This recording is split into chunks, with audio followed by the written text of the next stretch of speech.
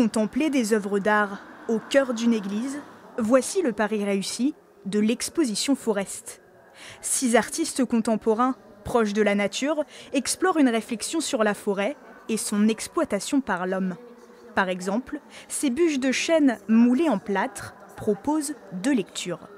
Quand on arrive dans l'église, on a une vision vraiment d'une tranchée, d'un chemin, peut-être de débardage, on ne sait pas, qui rappelle l'empreinte, vraiment une présence humaine. Et lorsque l'on est de l'autre côté, qu'on regarde la porte principale de l'église, là on voit le toit.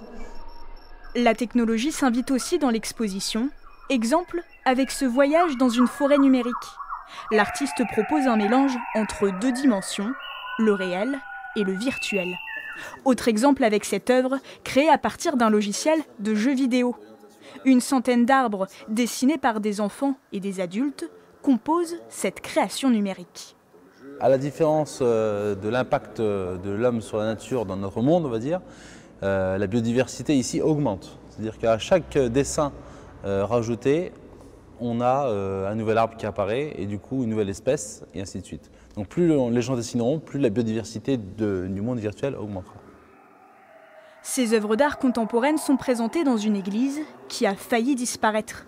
L'association des Compagnons de Saint-Pierre s'est battue pour protéger ce patrimoine local et le transformer en un lieu culturel.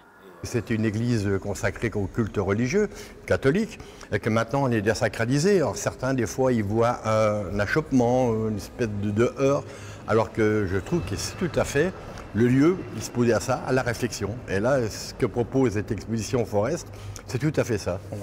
Et quoi de mieux également que la Haute-Marne, un département boisé, pour réfléchir sur le thème de la forêt.